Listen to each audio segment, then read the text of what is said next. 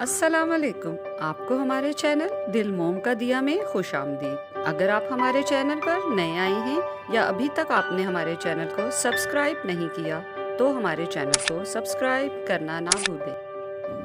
میری اور شہریار کی اچھی دوستی تھی، ہم ساتھ ساتھ ملے ہوئے مکانوں میں رہتے تھے۔ وہ مجھ سے کوئی بات نہ چھپاتا، میں بھی اسے ہر بات بتا دیا کرتی۔ بے شک ہم بہن بھائی نہ تھے لیکن چچا زاد تھے، مگر رشتہ بہن بھائی جیسا ہی تھا۔ اریبہ میری کلاس فیلو تھی، ہماری دوستی چھٹی کلاس سے تھی۔ اس کا گھر ایک گلی آگے تھا، لہٰذا ہم اسکول اکٹھی جاتی۔ میٹرک کے امتحان نزدیک آ گئے تو وہ اکثر میرے گھر آنے لگی تاکہ ساتھ بیٹھ کر امتحان کی تیاری کر سکیں۔ جب کبھی شہریار ہمارے گھر آتا اور اریبہ موجود ہوتی تو وہ اسے ضرور سلام کرتی۔ میٹرک کے امتحان ختم ہو گئے تو اس نے ہمارے گھر آنا چھوڑ دیا۔ ان دنوں میں نے محسوس کیا کہ شہریار پریشان رہنے لگا ہے۔ یہ نہ سمجھ سکی کہ وہ اریبہ کے لیے پریشان ہے۔ ایک دن اسے برداشت نہ ہو سکا تو پوچھ بیٹھا کہ تمہاری سہیلی بہت دنوں سے نہیں آئی۔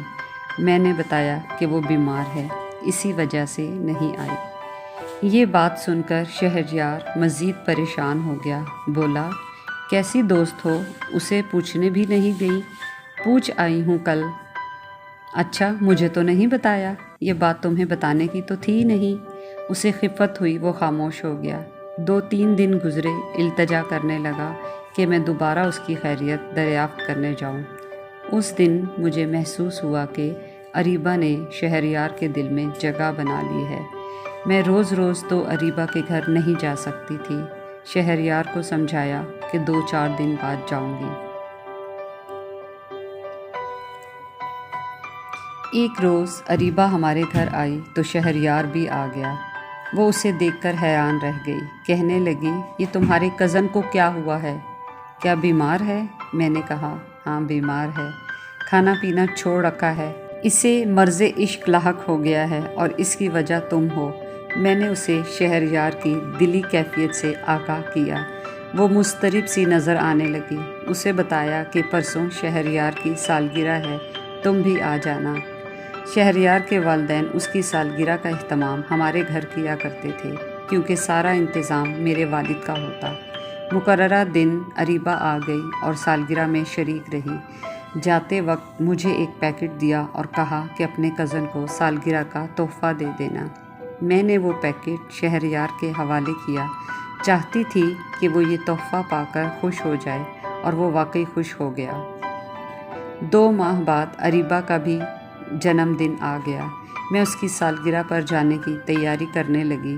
شہریار نے پوچھا کہاں جا رہی ہو؟ بتایا کہ اریبہ کی سالگرہ ہے۔ کہنے لگا ابھی ٹھہرو، میں جب تک نہ آ جاؤں جانا نہیں۔ وہ فوراً بازار گیا اور اس کے لیے تحفہ خرید لایا۔ یہ اسے دے دینا۔ تحفہ کیا لائے ہو، مجھے تو دکھاؤ۔ اس نے پیکٹ کھول کر دکھایا۔ موتیوں کا خوبصورت ہار تھا۔ ہار دیکھتے ہی نہ جانے کیا چیز میرے دل کے اندر ٹوٹ گئی۔ کاش یہ میرے گلے کی زینت بن سکتا۔ پھر فوراً میں نے اس خیال کو جھٹک دیا۔ پھر وہ دن بھی آ گیا جب کالج میں داخلہ لینا تھا۔ اریبہ اور میں ایک ہی کالج میں داخل ہوئے۔ اب شہریار مجھے کالج سے لینے کے بہانے آ جاتا تو اریبہ سے بھی بات کر لیتا۔ شہریار کی اپنی توجہ تو پڑھائی سے بالکل ہٹ گئی۔ نتیجہ یہ نکلا کہ وہ FSC میں اچھے نمبر نہ لے سکا، جس پر اس کے والدین بہت دل شکستہ ہو گئے، لیکن اسے کوئی غم نہ تھا کیونکہ وہ اریبہ کی محبت میں A گریڈ لے چکا تھا۔ چچا چاہتے تھے وہ دوبارہ امتحان دے اور اچھے نمبر لے، لیکن وہ میرٹ نہ بنا سکا۔ بالآخر معاملہ گھر والوں پر کھل گیا۔ تب والد اور چچا دونوں پریشان ہو گئے۔ وہ یہ طے کر چکے تھے کہ میری اور شہریار کی شادی کریں گے۔ ہمیں بالکل بھی علم نہ تھا کہ وہ ہماری آپس میں شادی کا ارادہ کر چکے ہیں۔ جب یہ بات پتہ چلی تو مجھے بہت زیادہ دکھ ہوا کیونکہ ہم اس رشتے سے بھی زیادہ پیارے رشتے میں بندھے ہوئے تھے، اور وہ تھا دوستی کا۔ شہریار نے مجھ سے مشورہ کیا کہ اب کیا کریں۔ میں اریبہ سے شادی کرنا چاہتا ہوں۔ میں نے تسلی دی، گھبراؤ مت، میں تمہاری پوری مدد کروں گی۔ جب والدین نے ہماری آپس میں شادی کے لیے دباؤ ڈالا تو ہم دونوں نے شادی سے انکار کر دیا، بلکہ شور مچا دیا کہ ہمیں شادی نہیں کرنی، یہاں تک کہ والدین یہ سوچنے پر مجبور ہو گئے کہ جب دونوں شادی کے حوالے سے ایک دوسرے کو ناپسند کرتے ہیں تو پھر اس شادی کا نہ ہونا ہی بہتر ہے۔ کچھ دنوں بعد شہریار نے رٹ لگا دی کہ اس نے اریبہ سے شادی کرنی ہے۔ چچا نے مجھ سے پوچھا، اریبہ کیسی لڑکی ہے؟ میں نے اس کی تعریفوں کے پل باندھ دیے کہ اس سے اچھی اور کوئی لڑکی نہ ملے گی۔ چچی ان کے گھر اریبہ کا رشتہ مانگنے گئی، لیکن ان لوگوں نے گول مول جواب دیا، کہا کہ یہ ایم اے کر لے پھر شادی کا سوچیں گے۔ شہریار نے اریبہ سے بات کی کہ تمہارے گھر والے واضح جواب نہیں دے رہے، کیا چاہتے ہیں؟ وہ بولی، اصل بات یہ ہے کہ میرے لیے امیر گھرانوں سے رشتے آ رہے ہیں اور تم ایک درمیانے گھرانے سے تعلق رکھتے ہو، پھر زیادہ تعلیم یافتہ بھی نہیں۔ جب تک ڈھیر ساری دولت نہ کما لو گے میرے والدین تمہیں رشتہ نہیں دیں گے۔ میں ایم اے ضرور کروں گی، تم بھی مزید تعلیم حاصل کر لو، میں آگے پڑھوں یا دولت کمانے بیرون ملک چلا جاؤں؟ وہ بولی، مزید پڑھائی میں تو وقت نکل جائے گا، اگر دولت کمانے بیرون ملک جا سکتے ہو تو بہتر ہوگا۔ تو کیا اس وقت تک تم میرا انتظار کر لو گی؟ ہاں، میں عمر بھر تمہارا انتظار کر لوں گی، بشرطے کہ تم دولت کما سکو۔ اس نے وعدہ کر لیا۔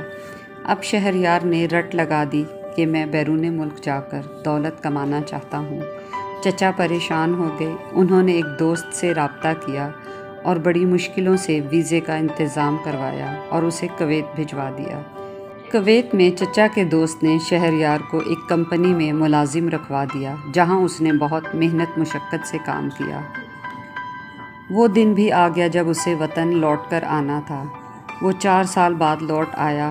ہم سب اسے لینے ایئرپورٹ گئے۔ چچا جان اور میرے والد اسے گلے لگا رہے تھے، لیکن اس کی نگاہیں ادھر ادھر بھٹک رہی تھیں، جیسے کسی خاص صورت کے دیدار کو تڑپ رہی ہوں۔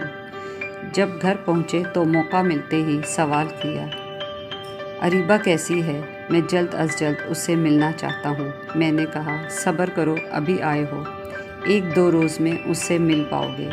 شہریار نے بتایا کہ کمپنی کے ایک آفیسر کی بیٹی مجھے پسند کرنے لگی تھی۔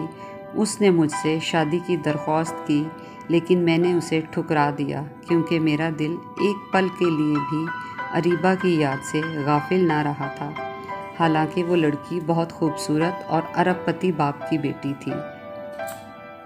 شہریار سخت بے چین تھا کہ اس کی اریبہ تک رسائی نہیں ہو پا رہی تھی۔ وہ مجھ سے کہتا کہ اسے اطلاع کرو، اس سے رابطہ کر کے بتاؤ کہ میں آ گیا ہوں، اور میں یہی جواب دیتی کہ صبر کرو۔ دراصل میں اسے بتانے کی ہمت نہیں کر پا رہی تھی کہ وہ بے وفا تو اپنی خوشیوں کے نگر سدھار گئی ہے۔ بالآخر اس نے خود ہمت کی اور ہماری ایک کلاس فیلو فریحہ، جو جانتی تھی شہریار میرا چچا زاد ہے، اس سے رابطہ کیا۔ شہریار میری دوست فریحہ کے گھر پہنچ گیا اور اس سے کہا کہ تم میرا ایک گفٹ اریبہ کے گھر پہنچا دو۔ وہ بولی، اب تمہیں اس کے گھر کا پتہ نہیں ملے گا کیونکہ اریبہ کی شادی ہو گئی ہے اور وہ لوگ اسلام آباد شفٹ ہو گئے ہیں۔ یہ سن کر میرے کزن کو یقین نہ آیا۔ وہ اریبہ کے والدین کے گھر گیا تو پڑوسیوں نے بتایا کہ یہ لوگ یہاں سے جا چکے ہیں۔ وہ کن قدموں گھر لوٹا ہوگا میں سمجھ سکتی ہوں۔ اسے کسی طور یقین نہ تھا کہ اریبہ اس سے بے وفائی کر سکتی ہے۔ وہ ہر حال اس کی شادی کی خبر کی تصدیق کرنا چاہتا تھا۔ رات 10 بجے تک وہ اس کے گھر کے ارد گرد مایوس سا پھرتا رہا۔ اگلے دن اس پارک میں جا کر بیٹھ گیا جہاں یہ دونوں کبھی ملتے تھے، لیکن وہ ہوتی تو ملتی۔ انسان ایسے ٹوٹے ہوئے لمحات میں خود فریبی کے سہارے ہی زندہ رہ سکتا ہے۔ بالآخر شہریار نے میرے آگے گھٹنے ٹیک دیے، التجا کی کہ میں اسے سچ بتا دوں۔ میں نے کہا، میرے عزیز کزن، کیا بتاؤں، تمہارے جانے کے 1 سال بعد تک اس نے مجھ سے رابطہ رکھا اور جو خط تم اسے لکھتے رہے میں بغیر کھولے اسے پہنچا دیا کرتی تھی۔ ایک روز تمہارا خط پہنچانے اس کے گھر گئی تو ڈھولکی بج رہی تھی۔ اریبہ سے پوچھا، یہ کیا ہے؟ بولی، میری ڈھولکی ہے۔ تمہیں نظر نہیں آ رہا؟ دیکھو میرے گھر میں کسی سے ایسی ویسی بات نہ کہہ دینا اور نہ میری والدہ سے اس بارے میں کچھ پوچھنا، ورنہ یہاں رنگ میں بھنگ پڑ جائے گا۔ میرے ایک کلاس فیلو نے مجھے پسند کیا اور اس کے والدین میرا رشتہ مانگنے آ گئے۔ والدین کو رشتہ پسند آیا، میں کیا کرتی، سر جھکا لیا، اور اب شادی ہو رہی ہے۔ فریحہ کے بھائی کا گھر اسلام آباد میں اریبہ کے گھر کے قریب تھا۔ وہ ایک بار اریبہ سے مل آئی تھی اور اس کے بارے میں جانتی تھی کہ وہ اپنے شوہر کے ہمراہ خوش و خرم زندگی گزار رہی ہے۔ ایم اے میں دونوں ساتھ پڑھ رہے تھے اور یہ ان کی پسند کی شادی تھی۔ میں یہ سب بتا کر شہریار کو ہرگز صدمہ نہ پہنچانا چاہتی تھی، لیکن اسے بھٹکنے سے بچانے کے لیے بالآخر بتانا ہی پڑا، کیونکہ مرنے والے پر تو صبر سب کو آ جاتا ہے، لیکن جو کھو جاتے ہیں ان پر صبر نہیں آتا۔ شہریار نے یہ سب سن تو لیا، مگر اس کی حالت ایسی تھی جیسے جسم تو سانس لے رہا ہے مگر روح اس میں موجود نہیں۔ چند روز بعد ہی وہ بیمار پڑ گیا اور ہسپتال میں داخل کرا دیا گیا۔ 2 ماہ کے علاج کے بعد ٹھیک ہوا تو اپنے ایک دوست کے پاس اسلام آباد چلا گیا۔ ایک دن وہ ایک شاپنگ سینٹر میں گیا، اسے اچانک اریبہ دکھائی دے گئی۔ شاید اس کی دعا قبول ہو گئی تھی، کیونکہ شہریار کی ایک ہی آرزو رہ گئی تھی کہ ایک بار اریبہ مل جائے تو وہ اس سے پوچھے کہ تم نے مجھ سے کیوں بے وفائی کی، میرا انتظار کیوں نہ کیا۔ اریبہ کو دیکھتے ہی آگے بڑھ کر شہریار نے اس کا راستہ روک لیا۔ وہ اسے دیکھ کر پریشان ہو گئی، مگر شہریار نے اسے آگے جانے نہ دیا۔ بے بس ہو کر بولی، تم کب آئے؟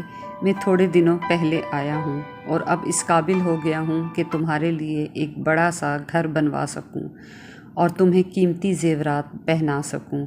آؤ اب شادی کر لیں اور اپنے گھر چلیں۔ پیچھے ہٹو، میں شادی شدہ ہوں اور آئندہ کبھی میرے سامنے مت آنا، ورنہ تمہارے ساتھ بہت برا ہوگا۔ اس نے یہ کہہ کر شہریار کا ہاتھ جھٹک دیا اور آگے بڑھ گئی، جیسے کہتی ہو تم جیسے بے وقوف بہت دیکھے ہیں۔ میں نے دولت کمانے کا کہا تو تم سچ مچ پردیس چل دیے۔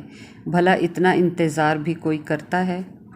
شہریار گھر آیا تو ایک لٹا ہوا جواری تھا۔ اگر میں اسے نہ سنبھالتی تو وہ مر جاتا، لیکن میں اس کے دکھ کو جانتی تھی، رازدار تھی اس کی۔ میں نے اپنے دل شکستہ کزن کو سنبھال لیا، اس سے اعتبار اور بھروسے کا رشتہ برقرار رکھا۔ گھر والوں نے ہمیں ہر دم ساتھ دیکھا تو پھر سے ہماری شادی کے منصوبے بنانے لگے۔ چچا بولے کہ اب شہریار بہت پیسے کما لایا ہے اور شبانہ بھی اس پر مہربان ہے، کیوں نہ ایک بار پھر ان دونوں کو شادی کے بندھن میں باندھ دیں، شاید اب مان جائیں۔ اس بار والدہ نے مجھ سے بات کی تو میں انکار نہیں کر سکی، کیونکہ صبح کا بھولا شام کو گھر آ چکا تھا۔ صد شکر کہ شہریار کو بھی یہی لگا کہ اس کے دکھی دل کو صرف میرے ہی آنچل میں آرام مل سکتا ہے۔ اس نے شادی سے انکار نہیں کیا، البتہ نکاح سے پہلے معافی مانگی کہ جو ہوا اسے بھول جاؤ۔ میں اسے مزید دکھ دینا نہیں چاہتی تھی، کیونکہ وہ پہلے ہی بہت دکھی تھا۔ ہماری شادی ہو گئی تو مجھے لگا کہ دراصل ہم دونوں ایک دوسرے کے لیے ہی بنے تھے۔ اریبہ تو صرف ہوا کا ایک جھونکا تھی جو میرے نصیب سے چند پھول چرا کر گزر گئی، جبکہ ہمارا سنجوگ عرش پر لکھا گیا تھا۔ دعا کرتی ہوں کہ یہ کبھی اداس نہ ہوں، ماضی کی ہر تلخ یاد بھلا دیں اور کوئی بیتی گھڑی کانٹا بن کر ان کے دل کو زخمی نہ کر سکے۔ اللہ کا شکر ہے کہ آج وہ اپنے بچوں میں بیٹھ کر اس قدر مسرور ہو جاتے ہیں کہ ماضی کی تلخ یادیں بھی ہمارا کچھ نہیں بگاڑ سکتی۔